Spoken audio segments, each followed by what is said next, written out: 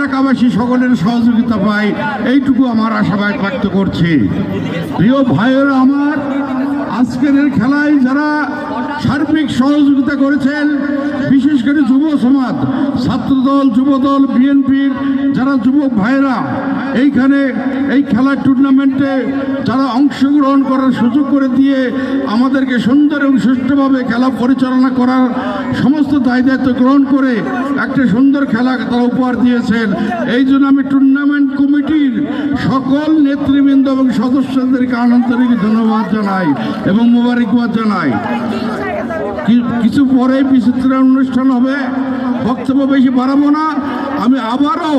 আমি এলাকাবাসীর প্রতি কৃতজ্ঞতা জানাচ্ছি, তাদের সকলকে, তারা যারা আমাদেরকে সহযোগিতা করেছেন এই টুর্নামেন্টের জন্য, আমি আমার পক্ষ থেকে, আমার হৃদয় থেকে তাদেরকে আন্তরিক শুভেচ্ছা এবং মোবারকবাদ জানাচ্ছি।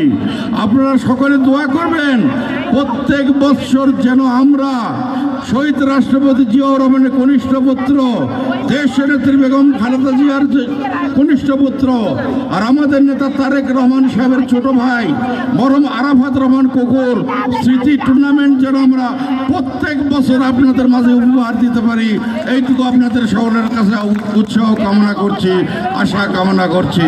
পরিশেষে আমি এই আয়োজনকারী সকলকে আন্তরিক ধন্যবাদ, নেতৃবৃন্দকে ধন্যবাদ, যারা সহযোগিতা করেছে তাদেরকে ধন্যবাদ, আয়োজক কমিটির সকল সদস্যবৃন্দকে ধন্যবাদ জানিয়ে আজকের মতো এখানেই বক্তব্য শেষ করছি। আল্লাহ হাফেজ। বাংলাদেশ জিন্দাবাদ।